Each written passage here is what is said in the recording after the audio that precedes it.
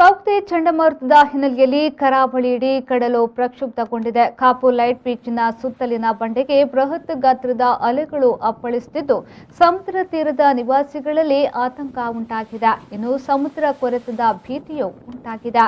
ಜೋರು ಗಾಳಿ, ಅಲೆಗಳ ಅಬ್ಬರ ಸ್ಥಳೀಯರಲ್ಲಿ ಆತಂಕ ಮೂಡಿಸಿದೆ. ಸಂಜೆ ಸಮಯಕ್ಕೆ ಚಂಡಮಾರುತದ ಎಫೆಕ್ಟ್ ಮತ್ತಷ್ಟು ಬಿರುಸುಗೊಳ್ಳುವ ಸೂಚನೆಗಳು ಕಂಡುಬಂದ ಹಿನ್ನೆಲೆಯಲ್ಲಿ ಜನ ಆತಂಕಿತರಾಗಿದ್ದಾರೆ. ನದಿ, ಕಡಲ ಮೀನುಗಾರರು ಕಸುಬಿಗಾಗಿ ನೀರಿಗೆ ಇಳಿಯದಂತೆ ಜಿಲ್ಲಾಡಳಿತ ಎಚ್ಚರಿಕೆಯನ್ನ ನೀಡಿದೆ.